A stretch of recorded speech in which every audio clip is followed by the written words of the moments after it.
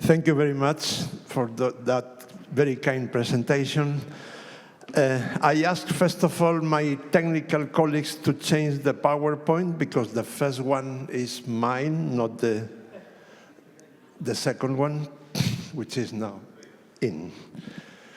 As I said this morning, as it happened in the other panel I moderated before lunch, it's a real honor for me to share the stage with such high-class panelists. Thank you very much for coming here. Now, the title, I can see it here, but not here. Okay. This title could be longer because we are also going to discuss today about something extremely important, how to convince governments, authorities, potential sponsors, philanthropics, etc. And then nowadays, I think that the first argument, I don't know if you agree with me, but is this one. I'm sorry to say this. Every day in the world, we have more and more people thinking less and less for a series of reasons. The main one, in my opinion, is the bad use of social networks. And, well, we are coming from democracy to idiocracy, or we are suffering that risk now. And you know, I am not the only one saying this. For instance, Sloterdijk is one of the most prominent philosophers and thinkers in the world. And several years ago, he said, today's life is not inviting to think. So it's the perfect time to promote a game that teaches people how to think. And it's in fashion because the combination of the pandemic plus the Queen's Gambit series, which was so successful, has made chess popular in many countries all over the world where it was practically unknown. Okay, but not only that, chess is supported by strong scientific evidence and very long international experiences over a century.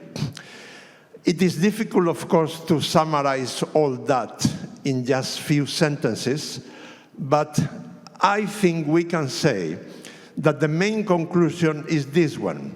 Those students who play chess, or even better, their teachers are using chess as an educational tool, are improving their intelligence in several fields, including emotional intelligence, which is extremely important today in the 21st century.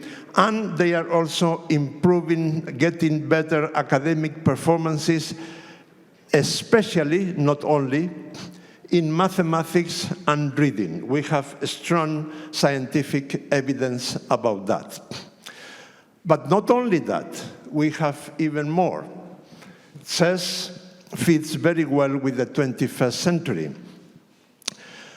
I don't think I am exaggerating if I say that in the last 25 years, the world has changed as much or even more than in any other 25-year period in the history of humanity.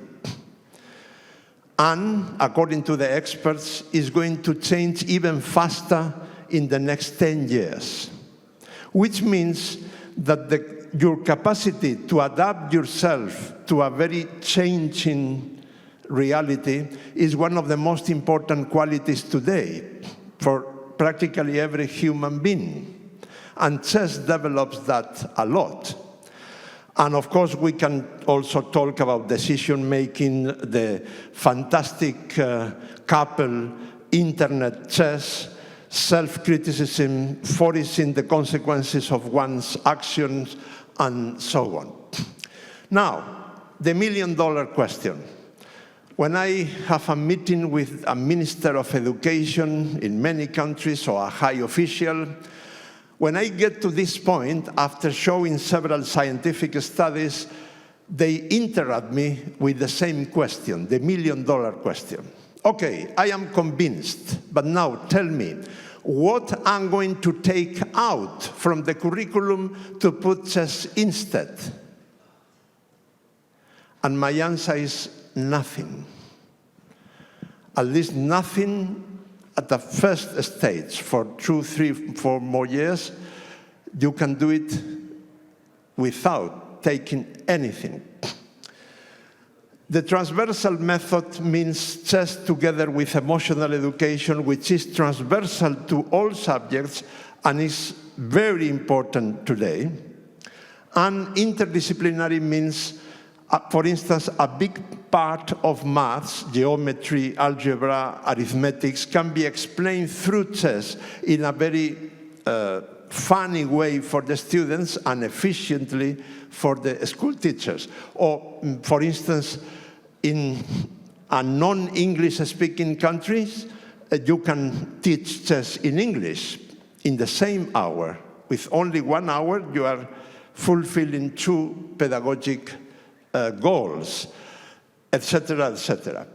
Now, if somebody is especially interested on chess and emotional intelligence, I can send you this scientific study made in the Canary Islands in Spain, which is quite convincing.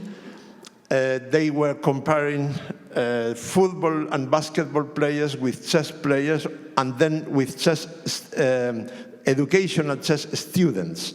And the results were very clear in favor of the chess players. But I can go through this.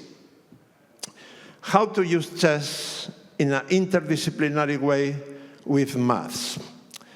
For instance, if I ask you, unfortunately, somebody has changed my PowerPoint and now it's not the same, but anyway, if I ask you, is the chessboard symmetrical? What is your answer? But have you realized that the corners have a different color? Then how can it be symmetrical? So there is no symmetry. Actually, the right answer is it depends. It depends on what? On the axis. If the axis is vertical or horizontal, there is no symmetry. But if the axis is diagonal, then there is symmetry. I have explained a quite sophisticated concept in less than a minute using an empty board. The school teacher has to know a lot about chess to explain this? Okay, I like very much this other example. When we think about a rectangle, we are probably thinking like this. This is a rectangle, okay? But we give a bishop to a 7-year-old boy or girl who knows that the bishop moves diagonally, and then in 2 seconds we have an inclinated rectangle. Then the school teacher can take advantage of this to explain several interesting things. First of all, don't look only for right rectangles, because sometimes they could be inclinated. Second, by extension, many geometrical figures can be inclinated as well. Not all of them are always right. And the third one is the most important one. You are not the center of the world, and everything has to be adapted to you. You are the one who has to adapt yourself to how things are in reality. If you have to look like this in order to understand that this is a rectangle, do not wait until it gets right and you say, this is a rectangle. Those are just 2 examples. I have hundreds of how to use chess with maths this way. Just one example, just one short mention, because I don't have more time, about how to use chess in history. Chess has 1,500 years of documented history, which means that in a school where chess is popular among the students, you can explain a big part of history through chess. This is a very clear example. This was cover page news for 2 or 3 months all over the world. If you have to explain what the Cold War was, I invite you to look for more information in the internet about this match, the World Championship Fischer-Spassky, because I think you are not going to find out a better way to start a class about the Cold War than explaining the match Fischer-Spassky. Now, suppose that we have to explain the history of artificial intelligence. And then it happens that AI owes a lot to chess. Why? 1947, those are the main fathers of computing, Alan Turing and Claude Shannon. Both of them realized that the number of possible games in a chessboard is bigger than the number of atoms in the universe. Those are the numbers. Atoms, 1 followed by 80 zeros. Possible chess games, 1 followed by 123 zeros.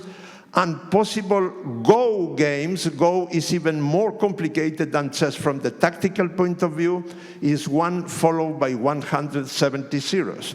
Therefore, they thought, if we are able to beat the world champion with a computer, that means that what we will learn during that process will be very useful in other fields much more important than chess, because we are not going to manage that goal only with brute force. We will need artificial intelligence to do this. They were absolutely right. Unfortunately, they didn't live enough to see this. 50 years later, exactly 50 years later, I was here in New York. Deep Blue, owned by IBM, beat Kasparov. Again, that was cover page news all over the world.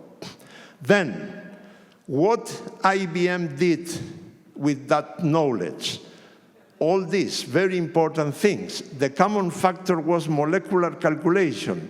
They used what they had learned on production of complex medicines, stock exchange calculation, weather forecast, agriculture planning, etc. At that moment, this man, Demis Hassabis, was graduating in Cambridge, United Kingdom. He was a prodigy child in chess, but fortunately for the humanity, he chose science instead of chess. And then, 20 years later, after thinking on how to improve how IBM programmed Deep Blue, he and his team, of course, they created, first of all, AlphaGo, a very strong engine playing Go, very successful. Then AlphaZero, they organized a match between AlphaZero against the most prominent chess engine at that moment, Stockfish. The result was 27-0. And then the big question arose. Will there be transfer to more important fields of science? And the answer was a very big yes, only 3 years later. They created AlphaFold, and this is one of the biggest discoveries in the history of biology. The biggest experts in biology thought that that was going to be impossible until the 22nd century. Proteins are an essential part of life. Proteins are composed by amino acids. There are more than 3,000 amino acids. the possible combinations of amino acids inside a protein is an astronomical number, a very huge one. That's why researching in chess and Go was so useful to predict the structure of proteins. And why is this so important? Well, you can see, for instance, the last progressions or discoveries against liver cancer or in antidepressants are connected to what Demis Hassabis and his team did. And that's why he got the Nobel Prize last September, and he is still playing chess. You can see him here with the current world champion, Gukesh. So chess is very connected to the last Nobel Prize and to the development of artificial intelligence. Let me finish just 1 minute to repeat what I have said this morning, because I consider this extremely important. Chess is getting more than 90% on the level of satisfaction among school teachers using chess in preschool, together combined with music and dancing in a giant board on the floor.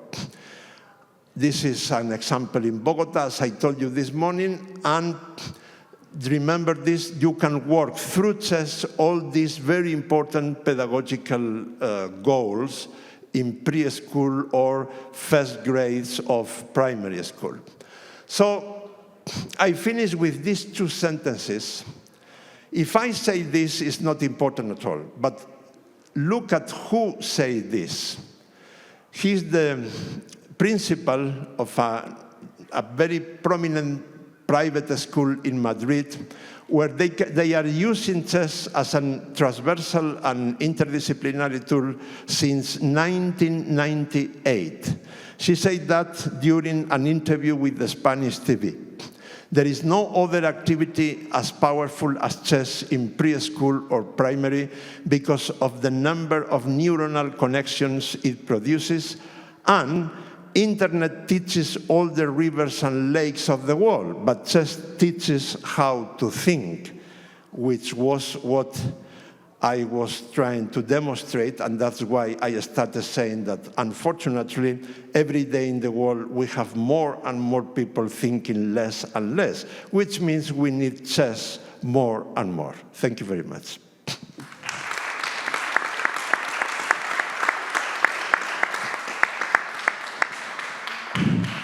And now we are going to change completely the angle, the focus, because what I have said about transversal, interdisciplinary, and so on is valid for a big majority of the countries. But there are some countries in the world where chess is very popular as a sport. The main example, the paradise of chess, is Armenia. In Armenia, chess is a national passion and is a compulsory subject in schools. They have even created a new profession, which is the chess professor. And I think it's very interesting to listen to one of the key persons to explain all that. Arpine Lputyan, thank you. Thank you, thank you. May I have it? May I have the slider? Thank you. Thank you, everyone. Thanks for having me in here. So I'm here basically to share the experience of Armenia. You can hardly could see even in a map where is it located, but this was a country that could implement chess as a mandatory subject back in already 40 years ago. So let me start from the very beginning. Oh, thank you. Sorry. So I'm not going to repeat again and say why chess is important, and specifically at schools. But what I really want to highlight, working with AI and on AI, I truly want to highlight one important fact already. Some research has already done, and data shows that Well, AI is powerful, but it also has another factor, that it has a bad impact on mostly the cognitive functions. And this is where chess comes, and with the chess, we can build the future and prevent the charm, let's say, of the AI. So you can see the other factors here that unfortunately, we have more poor decision-making skills in youth and also low resistance and fear of failure. We already have talked about it, but I really want to highlight that with the data, we showed how chess improves and how chess impacts all these skills. I will talk about them later during my presentation with proved data. So let me talk about how passion became the vision. Most of you have heard Armenia as a passionate chess country. And yes, indeed, specifically after the victory of the Grand Bedrosian, that you can see his picture in here, and then ongoing success that kept that spirit alive. But that was not enough. It was far away from the point where we could make that bold decision that chess also should be included in the curriculum of the schools. So what we tried to do, we started testing the idea if we are ready to implement chess at schools. How we started it. So back in 2006, we implemented the first school championship at Armenia. And what we realized, and we were trying to test the reaction of children, students, directors, parents, and what we found out that they really enjoyed the tournament. So chess was more than welcomed at schools. And that's how we realized that this is a point where we need to make the decision that chess should be included at chess as a mandatory subject. Well, it was not easy because right after the decision made, we started the main work. And I would like to talk about these three main areas that we started working. So first one was creating the quality materials. The second one was finding and training thousands of teachers. And of course, have and deliver those chess equipments at schools. Let me start at the very beginning, how we even started approaching it. First, we needed to understand what is the age group of children who would help chess mostly. And chess not as a sport, but as a cognitive tool to improve children's skills. And based on the research, we found out that the group of children that would mostly be beneficial was from the 2nd to the 4th grade, and that's how we started designing the course. We collected a group of experts, psychologists, sociologists, chess experts, and specifically people who were working at school back then and who had a clear understanding how to work with the children. We designed the courses, and we started a pilot with few schools. And based on the feedback, we realized how to shape the teacher preparation program. Seems like the first and the second points were somehow covered. Now it was about recruiting and finding the teachers. So back then, fortunately, we had people in each region who could collect potential people who knew chess, who were interested in it, and Mr. Lputyan personally went to each village, played chess with each candidate, tried to validate its skills, and then we had that short list of people who could become chess teachers. So we used those materials, we trained them, and since we were all done with the first two, and of course the third one was much more easier than the first two as mentioned, so we tried to deliver the chess equipment to schools. And I remember back then, it was like more than 10 years ago, when I was trying to count the books and copybooks for each school, so to make sure that each children has their copybooks ready before implementing it. So everything was ready, and so back then in 2011, it was official, and chess became a mandatory subject in all Armenian public schools. So it was a point where we were supposed to celebrate, but it was not reality, because that's where the real chaos and work started, because we got a lot of children, a lot of teachers, about a lot of parents who were complaining about the program. And that was at some point kind of expected because it was a big change, but how we approached it. So some teachers weren't actually ready, and what we tried to do was to prepare ongoing teacher training and based on the feedback, train them over and over again and making sure that they are ready.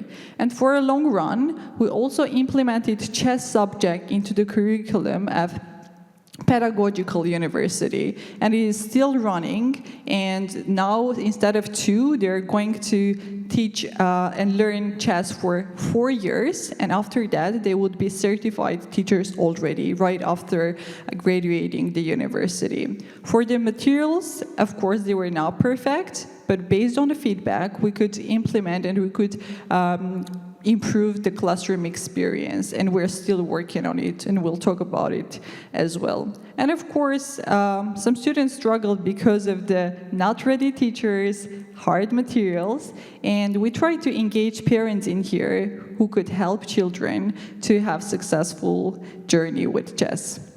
And so what do we teach and how we teach? We start from the very basics. We start with the foundation, board, pieces, movement, and already in the 4th grade, children talk about strategy. And that's what's really fascinating for me, because they are talking about the problem solving, they're thinking ahead, and these are the skills that are mostly important to get ready for the life. And what methodology we use, this is also an important note, because right at the beginning when we started, it was not clear which methodology we should use, but now we can confidently mention that it's play-based learning visual tools, and specifically appropriate nowadays. So we have those QR codes in books, and children scan and children see some videos, interact, which makes their experience more interesting and engaging, so they start loving chess. So now I would like to pay your attention to this picture, and I'm really sorry about the resolution of this, because it's kind of poor, because it was taken about like 10 years ago, when back then the technology was even not that developed in Armenia as the brain of these children. And actually they're not sleeping. This is the chess class, but what they are doing, they are trying to solve a puzzle without even having a look at the board.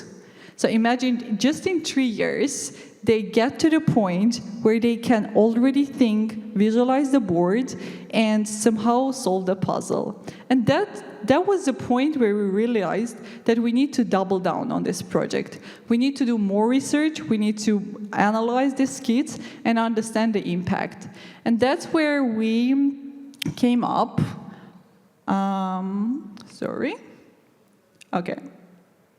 Yeah, and back in 2018, we launched the Chess Scientific Research Institute, where we collected more than like 20 experts from different backgrounds, being chess, being experts in psychology, sociology, and they were working daily together and bringing their findings about this course together and understanding what are the challenges, what should be the next steps. And they had few key areas of improvement. So first one was, of course, materials and teacher preparation program that we're still working and shaping. The second one was also understanding and sharing this with the world, doing more research on several topics that I would mention.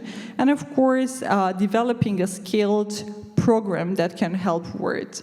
So I'm going to just let you have a look at the data, because this is what is the most important, and this is where we reached based on this years of experience. You can see how strong chess players have a better thinking skills. You can see the decision making, the problem solving, and adaptability. So we talked a lot about these points, but I guess with this research and the data, it makes more powerful to go to the government and show the real results behind them.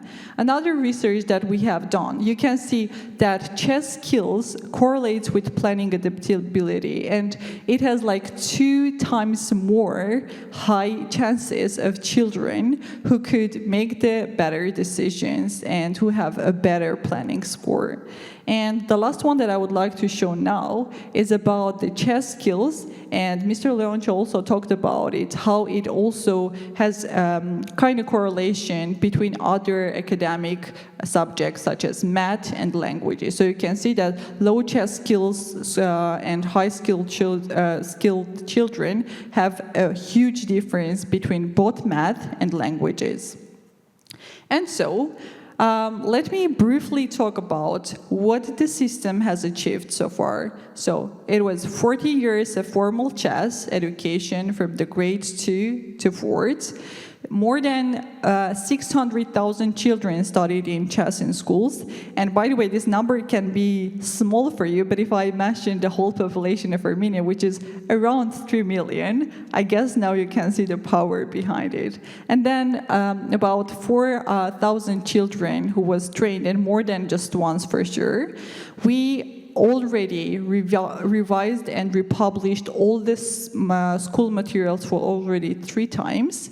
We conducted 6 international conferences, and 3 of them were online, 3 of them were offline, and we authorized a lot of studies, and 15 of them were published in top journals.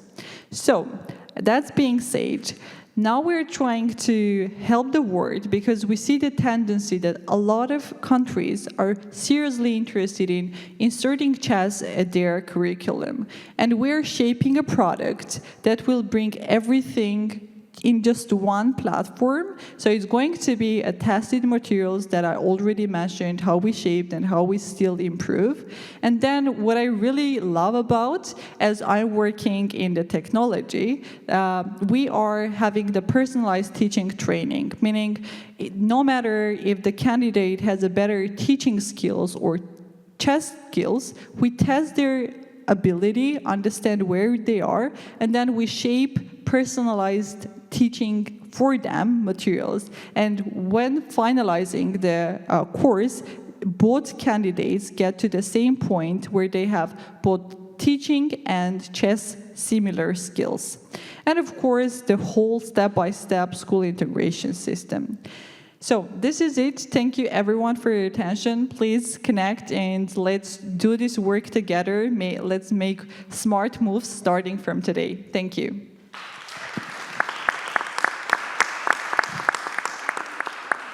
Thanks a lot, Arpine. Very impressive indeed. Now, we have time for 2 questions.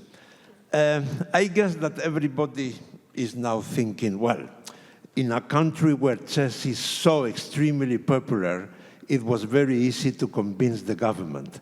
But according to my knowledge after visiting Armenia several times, I know that wasn't the case.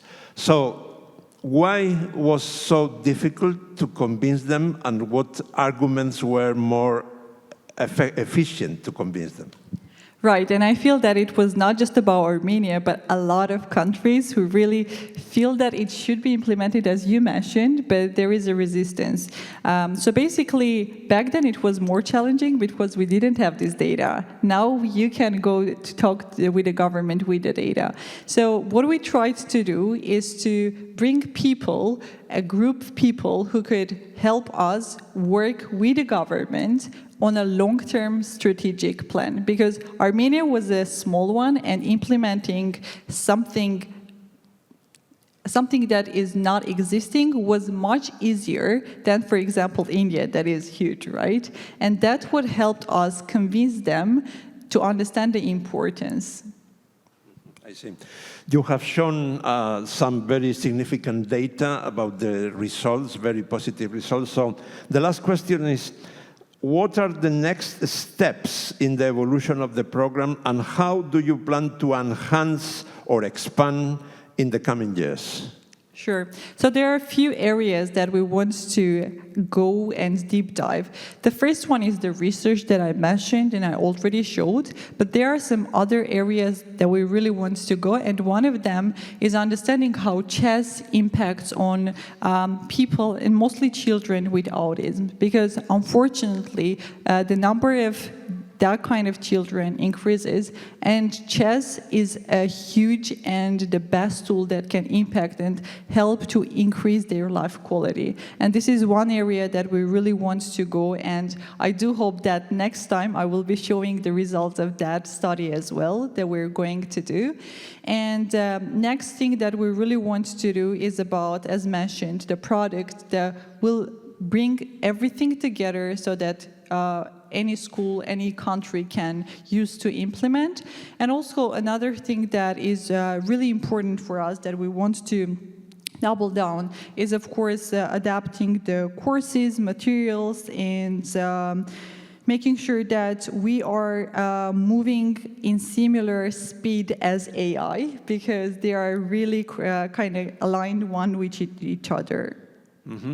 So the final advice could be, if you are successful with the transversal and interdisciplinary method or something similar to that, after a couple of years, try the Armenian way? Exactly. That's what that's where we are, and that's what we want to show. That's why I crossed the ocean to come here and show our example. I think I can speak in behalf of a lot of people saying just congratulations. Very well done. Thank you. Thank you. Thank you.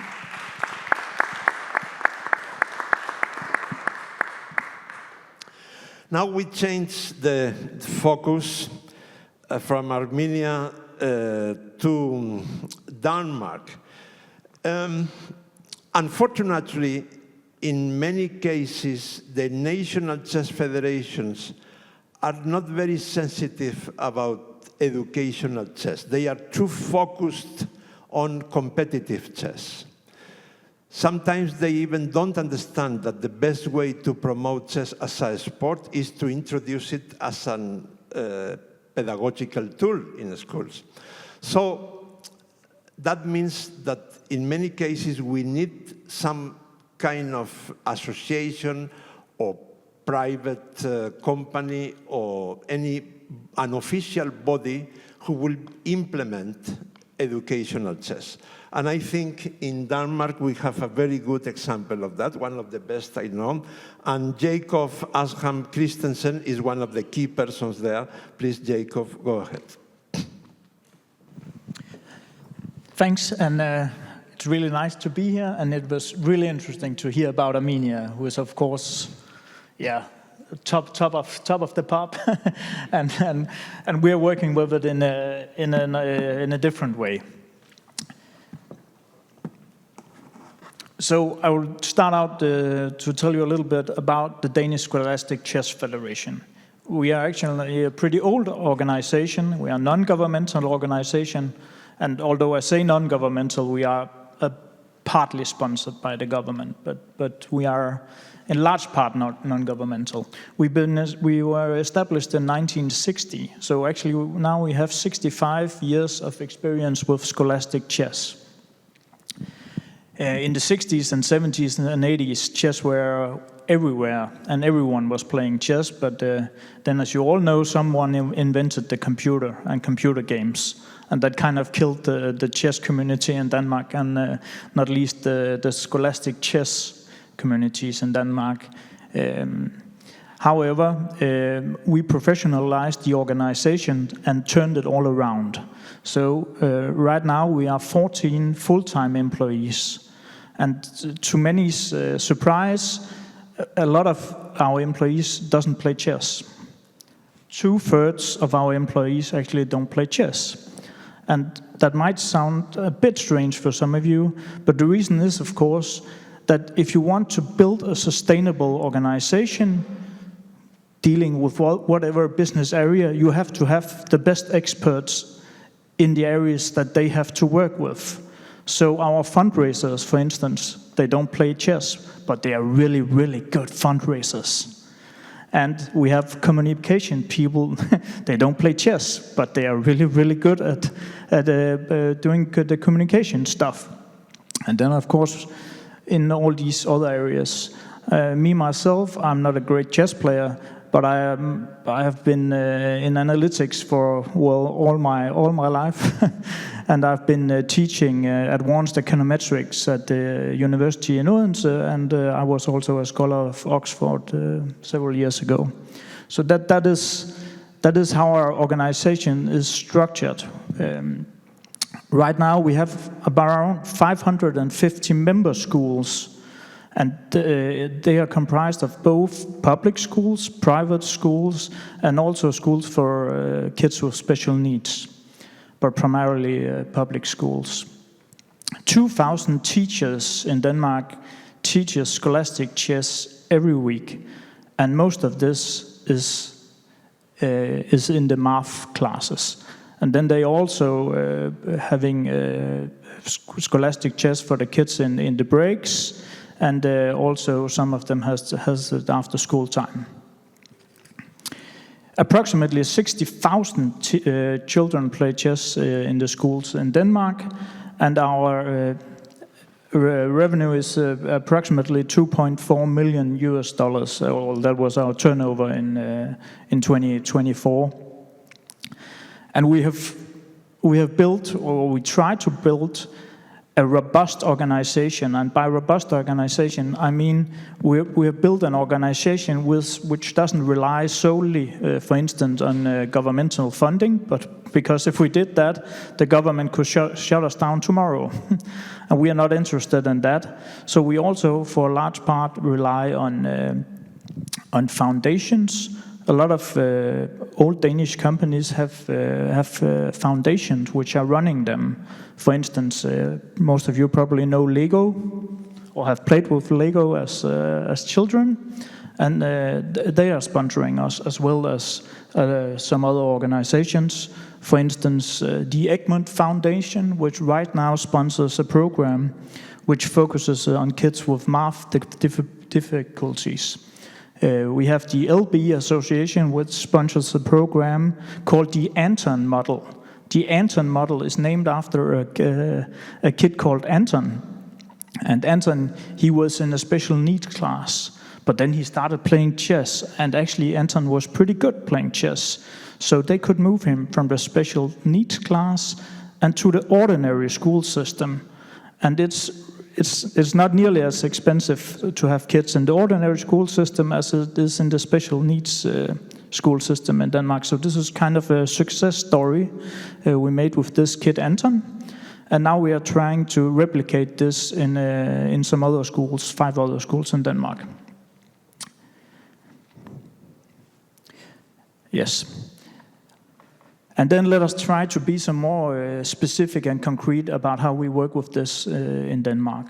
In the opening ceremony this morning, there was a little bit a talk about the importance of knowledge sharing. And that is why, that is one of the most important things for me being here, that we have this opportunity to share knowledge across borders and countries.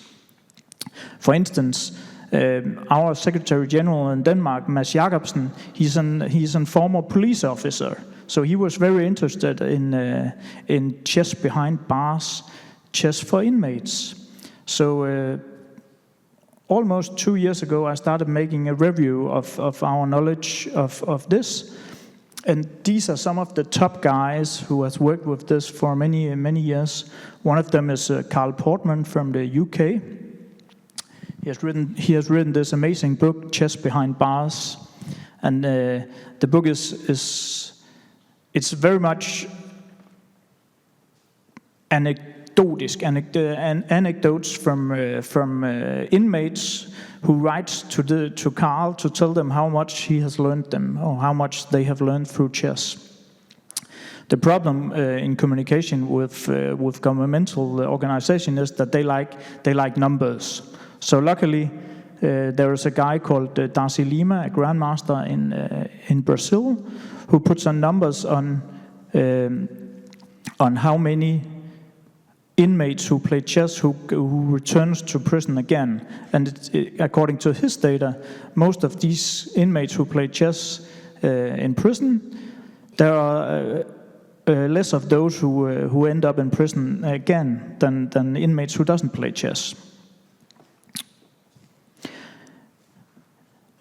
And then there is an American guy from Chicago, Michael Korenman, who actually had an amazing quantitative study of the impact of chess. And I tried to collapse all this in a nice PowerPoint presentation to open up the debate with the Danish government. And at this point, you have to have some nice set up materials, but you also have to have a bit of luck. And the luck in this specific part was that one of my colleagues knew one of the persons who worked in the Ministry of Justice, and the department in the Ministry of Justice which deals with programs for inmates in Denmark. So we were able to get a meeting with them, and they told us we could apply for funding for this. And then a month later or something around that, when my phone rang one day, and then the boss of these programs in the Danish prisons said to me that the data from our colleagues abroad was so amazing that they would just like to fund this. So they found 1.5 million Danish crowns for us to start up a program for inmates. It's a 2-year program, and it's in open prisons in Denmark. So perhaps I can tell you more about that next time we meet in a year or two. So that was a concrete example about how we work when we develop new programs, new chess programs. 10-15 years ago, we made or some professors, an economic professor from the University of Aarhus, made an RCT study of the effect of chess in schools for our organization. And of course, as you all know, chess has a positive impact on school grades. So back then, that was a key sale point to politicians and to everyone who decides. However, things have changed. It's not always the same topics which are on the public agenda. And right now in Denmark, the public agenda has changed. It's not as much the math grades that we can sell chess to the government with. It's a lot of other things. It's all the things that chess can do for social, for instance, for the social life in schools. We have a lot of dissatisfied kids in schools who tend to have more conflicts or make a lot of conflicts with other kids in schools. Danish kids are also very noisy, and that's also a problem in schools if you want to teach kids stuff. There's also a group of kids who doesn't have any friends. And there's also a large problem with kids not coming to school. So how can chess address these problems? Well, first of all, we have to analyze the effect of chess on these problems. And I tried to do this. And what you can see is here. That's a flyer that we have made in several thousands, and they are everywhere in Denmark. And as our chief learning officer said to me, this was groundbreaking for our communication to be clear and specific and focus on the topics which are top of mind on politicians and people who decide stuff. So what you can see here is just that chess, or our chess program, the program we're working on, diminishes the absence of kids with 20%.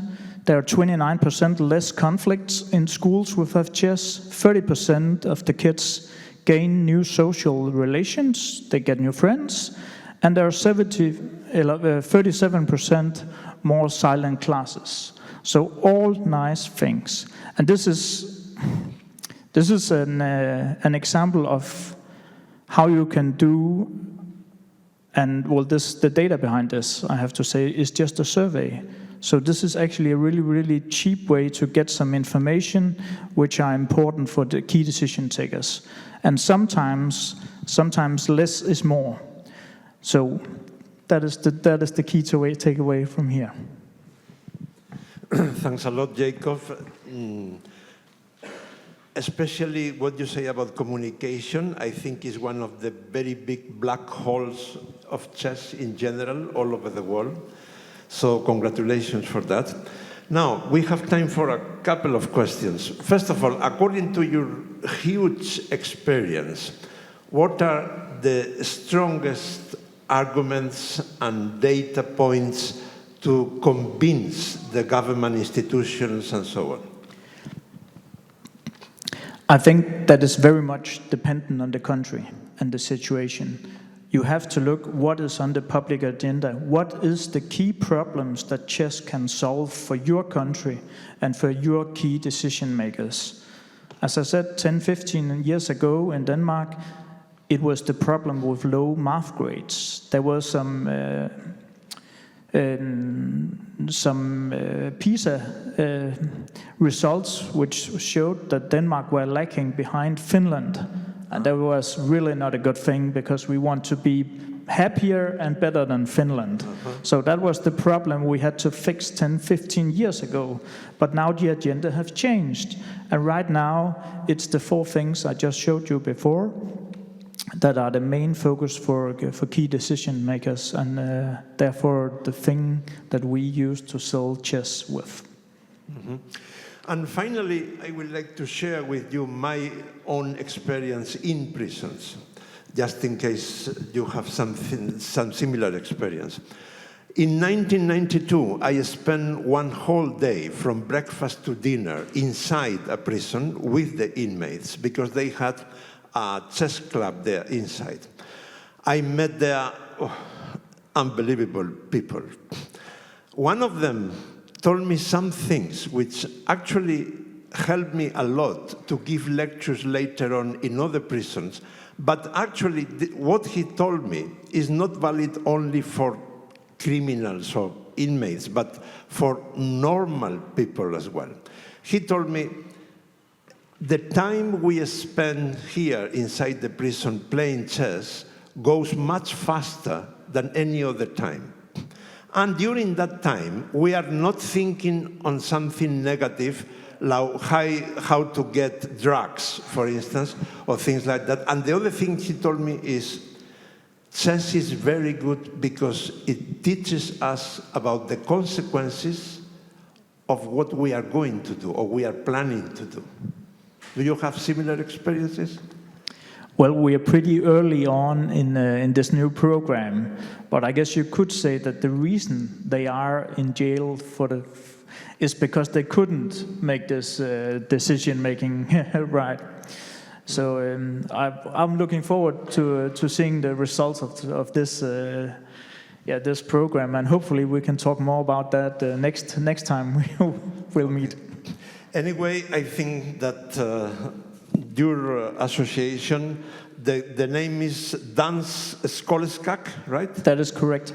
I think this is a real model, and everybody interested should carefully study your model, because I think you are doing really something fantastic. Congratulations again. Thanks. Thank you.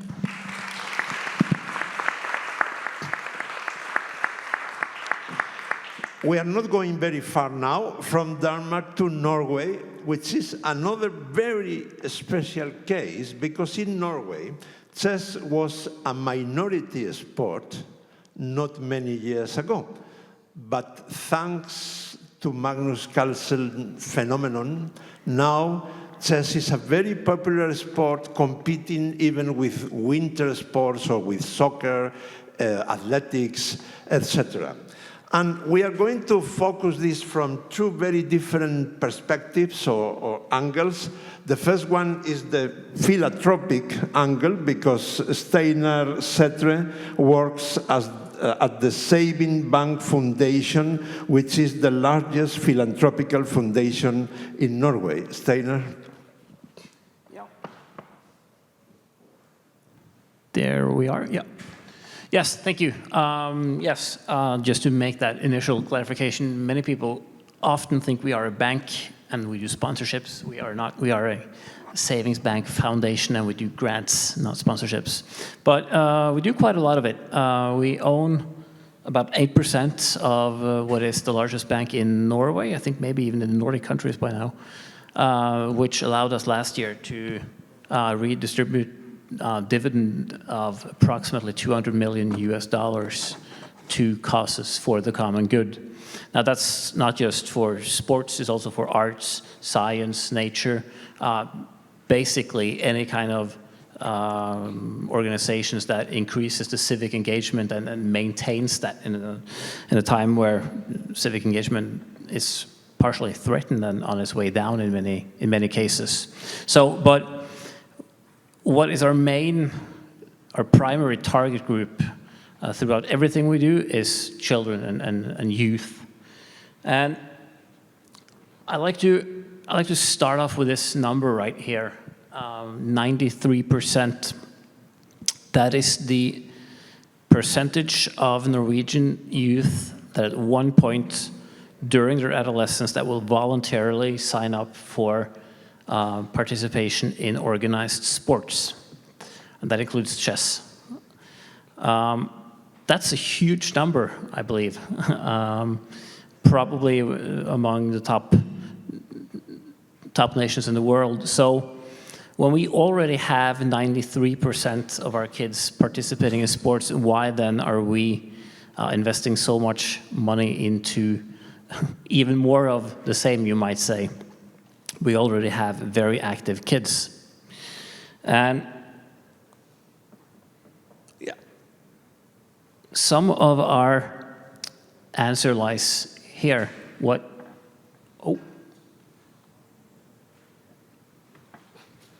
That disappeared, okay. Murphy's Law is always there. It never fails. Anyway, yeah, well, I'll just keep talking while we pull that back up again. So I hope they can fix it. If not, maybe you can explain some concept without the support of the images. I'll explain without the pictures. In so many of the sports that we train in and compete in, it is something that is inherited to us from our social network, from our parents. And especially, I think, in the Scandinavian countries where you don't have school programs for sports. You have basically parent-led programs for sports in the leisure time, not in or directly after school. You're very much a product of what your parents will instill in you from an early age. And okay, we lost some text, but anyway. We will okay, let's put it this way. What you start out with is very often not what you want to end up with.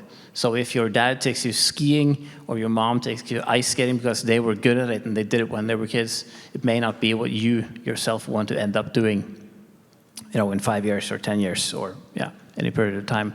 So what we're trying to do is that we try to reduce the need for those social networks, those inherited links to activities, and we want to broaden the access to a variety of activities, and preferably in collective arenas, for example, schools, so that you're not as reliant on expensive equipment, access to specific arenas, etc.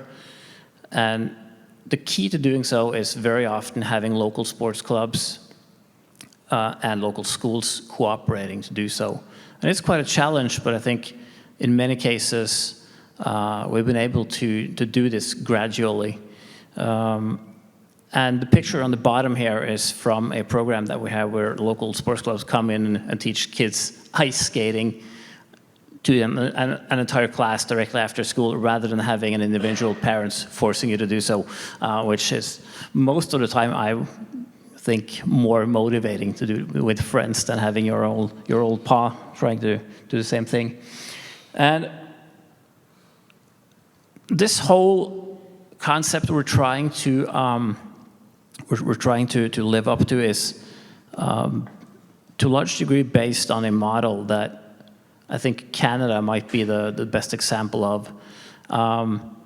We use the concept of physical literacy, and that's a concept that was developed, I think, first in Australia in the early 1990s, but Canada has developed it further, and they've put it into public policies now over a number of years. They have a very good academic named Dean Creelars that's lecturing on this worldwide, and we've had him over to Norway to give us insights into it, and it's been very useful. Now, this model shows how we develop, or should perhaps develop, athletes over a number of years. Now, most of us will need to have those fundamental skills taught us in a fun way from an early age. That is, you learn that basic physical literacy, whether that's in running, skiing, playing soccer, or it doesn't have to be a physical sport either. You could, of course, do it in chess. You could also adapt the same model for other skills, such as art or science. But what is often the problem in most societies is that as you advance up through the years, much of our organization is based on getting better and better, leading to very often competition, which is great for those who want to invest that time in becoming as good as possible. But most of us don't invest all that time. We drop out at some point. So while we have 93% of our youth participating in sports, we also have currently 75% of adult Norwegians being what scientists call inactive during an average week. So just having your kids go through soccer or skiing or whatever at an early age is no guarantee by any means that they will remain active throughout their lives. So what we're trying to do is keep as many people as possible in this model through the burgundy red and the lighter red throughout their lives. And that is typically more self-organized activities. You can do hiking, running outside, whatever. That might be play self-organized chess online or analog with friends. And I think if you took this Canadian model into a Norwegian context, the green field here, that is the kids that are training to train, learning to train, that will reach almost all the way across to the right side, including 93% of our kids. So, but we still have the same steep, or an even steeper dropout percentage than the Canadians do, and that's what we're trying to avoid in the future. Okay, 2 minutes left. Okay. Don't worry, you have 4 minutes. Oh, okay, 4 minutes. Oh, plenty of time. I was also asked to say something about the challenges in sustainable management and funding of programs like school chess. Now, I know a lot of funding in our society is membership based. That's a huge challenge for many activities. But it's also very predictable for the ones who are using traditional forms of sports and organization. If you have a certain amount of members, you get a certain amount of money to keep them active. But what about those activities that don't require you to be organized in a membership? What about all those people who do play street basketball, or they go use the local skate park, or they just play chess online? And how did you end up, playing chess online? You were taught it somewhere, maybe in school, maybe by your parents. Our society isn't really well organized in terms of rewarding or encouraging those types of activities. We're lagging behind there. So I could say that school chess programs are, well, you said the same about Denmark. They rely much more on private capital and foundations than public funding, which is a challenge, but also maybe an advantage sometimes, because foundations are more willing to take risk. We are willing to take those leaps of faith often in the early stages, because we don't have any politicians that need to reap some kind of reward early on to say, yes, we managed this within my 4 years, and as a mayor or member of parliament. But I think it's going to remain for a while difficult to have that public funding going to programs like this, because it's not mandatory by any means. And at least in our part of the world, we have some really deep challenges going on that is going to put a lot of strain on public budgets. We have an aging population in Northern Europe. It's increasing pensions. It's increasing the strain on statutory health services, etc. We also have a geopolitical situation in the world right now that is enforcing many of our countries in Europe to spend more money on defense. That's going to increase tremendously in the next couple of years. So it's going to remain difficult, I think, to maintain those programs without relying on some kind of private capital coming in one way or another. And it's also hard to measure the effects of this types of programs, which is also why I think foundations that are willing to just invest trust without needing to see those metrics might be an advantage, although it may not be as predictable as when you have it, installed in public policy year after year. I was talking a little bit about this earlier today, so I'm not going to repeat myself too much, but some repetition might be in place. We've now been funding the Norwegian school chess program for a little over 10 years. And why have we done that? For our foundation, definitely started as that kind of leap of faith. Let's see what this might lead to. We knew that Denmark, for example, had been doing this for many, many more years than we had, with good results. But like I said earlier, the school system is under a lot of external pressure right now from organizations that want to come in and do their services and offer have their agenda installed in schools. And the fact that chess and other mental sports, mental activities are so often encouraged and accepted is a very clear badge of quality for us. It's very easy. We don't need all those metrics, having hundreds of schools saying, yeah, sure, we'll do that. That's proof. That's very valid proof to us. So what started as a leap of faith for us with the Norwegian Chess Federation has now turned into what we see as a relatively predictable partnership that is probably going to continue for quite some years, seeing the results that we are seeing right now. But how that's being done in practice, I think Jon Kristian can say a lot more about than I can. Okay, thanks a lot. One more question. We are used to think about how to convince commercial sponsorship or potential commercial sponsors or government authorities and so on. But what about philanthropic institutions? I mean, you also are obliged to say no many times to many people. So if tomorrow I have to visit somebody like you, and my goal is to convince him or her about supporting chess, what will be the best argument? No matter what kind of foundation you would be going to, I think the main vision of almost, well, at least a lot of foundation is to create value for the common good. So if you were somehow able to prove that common good, that would be the main case, I think, especially relating to grassroots activity, I guess.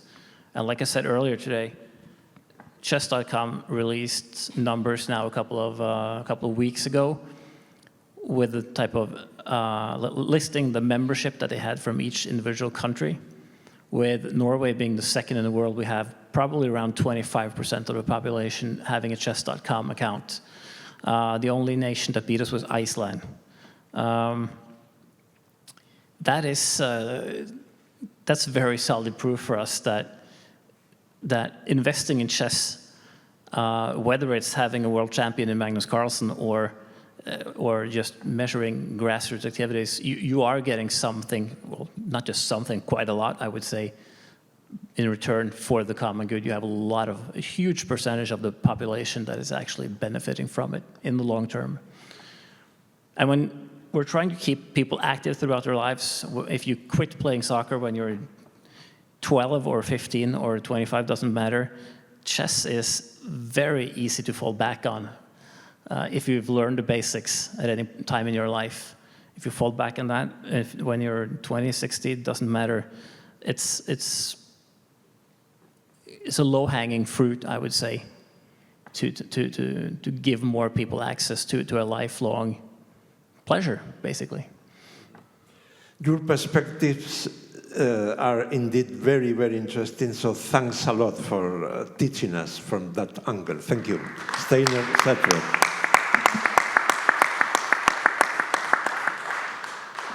And now we are still in Norway, but from a very different angle, because Jon Kristian Haarr, by the way, the correct pronunciation is Haarr? Yeah, it's fine. It's fine? Okay, thank you. For instance, he was one of the co-founders with Magnus Carlsen of the Offerspill Chess Club, and he also has some experience in the Oslo prison with the inmates, and, well, many other things. His curriculum is really very interesting. So, Jon Kristian, go ahead, please. Thank you. Is it on? Yeah. All right. I thought I should start off with speaking a little bit about the state of chess in Norway. Norway used to be an illiterate chess country up until 2013. So in 2013, as most of you know, Magnus Carlsen became the world champion, and it was really broadly covered in Norwegian news. Suddenly we had chess being sent on the two largest TV broadcasters in Norway, NRK and TV2, and up until today, they are still sending chess to the public, world championships, other tournaments. And the numbers are very good. Chess is very popular in Norway. As Steinar pointed out, 25% of the Norwegian population have an account on chess.com, which is breathtaking numbers. And as a side note, I can also mention that the current Prime Minister of Norway has said that he is playing chess daily. Not to bring in too much politics into this, but in September we have an election in Norway, and the current Prime Minister is leading the polls versus his competitor, who has said that she plays Candy Crush. So I think the public would rather have leaders who play chess rather than Candy Crush, and I think that also applies to our children. All right, so let's go over to the school chess project.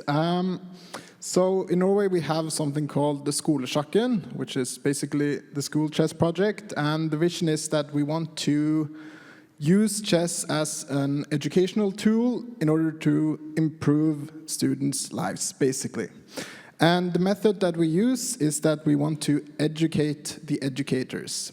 We have created courses that educators, teachers and schools can enroll to and join courses, go through the courses, which are, I would say, very good. And when they finish the courses, they are sent chess materials to their classes so that they can start using the materials in their classes. Currently, there are 13% of students in Norway in 5th grade who are enrolled in this project, and we're focusing most on 5th grade and 9th grade. The project is not meant to create another Magnus Carlsen. I don't think that's going to be possible ever, to be honest. But rather to use chess as an educational tool with all the inherent qualities that chess has. So the school chess project is owned by the Norwegian Chess Federation, but it is basically an independent department or project which has its own budget and its own priorities. This way, it was way easier for us to get funding, and we were very fortunate back in the days to get the collaboration with the DNB Savings Foundation, and we still have it, and it works very well. By having an own project, this way we secure that they know that the money goes strictly to what it's meant to and not to other activities such as club activities and other things that the Chess Federation are doing. All right, but we're here to talk about how to make the case for chess. Now, I think most of us here agree that chess is an excellent tool. It's really great. I'm basically preaching to the choir, but I mean, we have seen today all the positive sides of chess. I mean, it enhances focus, attention. Big one is problem solving. Another thing that I like to highlight is that chess is a very good way for children to manage losses and wins. You get a lot of losses and wins, and you need to be able to handle that properly through chess. Chess is also what we call a gentleman's sport, which means it's a civilizing sport where you handshake, you learn to be quiet, you learn to respect for your opponent, etc., etc.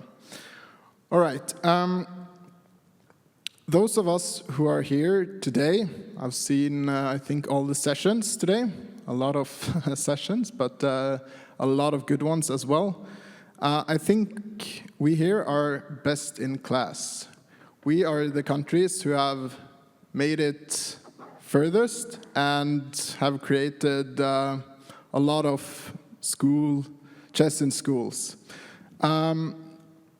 So what we need to do is to make other countries follow us, I believe. And how should we do that? Well, we need to convince politicians, school administrators, etc., that chess in schools is something that we need to go for. And it strikes me that there has been done so much research on chess in schools. And I think that we need to gather all of this evidence. I think Armenia was a very good example of how they can gather it and ship it to other countries. But I think there should be one place where we gather all of this evidence, so it's very easy for other countries to duplicate what we are doing. I mean, all countries are obviously different and need to do it in their own way. But the more data we have collected, the more examples from different cultures, I think it's a very good start. This was also something that I think the International School Federation was talking about, that they wanted to gather some of this evidence, and I think that's a very good start.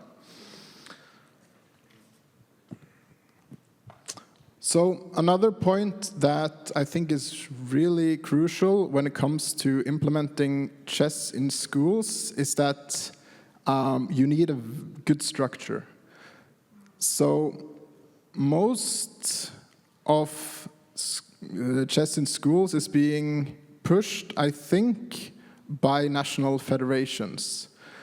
If the national federations does not work properly or have a proper structure, then it's not going to work.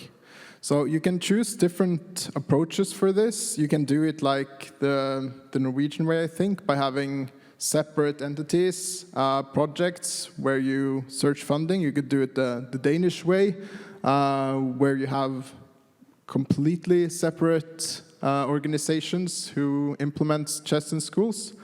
And I'm not sure how Armenia did it, through the National Federation, or just went straight to the policymakers, but work together, right? Either way, a clear structure that you can show to politicians. We have this very nice structure. Let us implement it. If you come with a bad structure, you're going to get shut down. Okay. So all in all, I think what needs to be done is to prove that chess works. We need to gather the data, prove that it works, get a good structure, and then properly sell this whole package to the government bodies. When it comes to the selling part, I have a panel discussion tomorrow where we're going to talk more about that, which is called Strategic Partnerships, Sponsoring and Marketing at the Crossroads of Chess and Education, where I would like to elaborate a little bit more about how I think you can package and sell chess in a good way to the public, to politicians, to government bodies. Thanks a lot. Just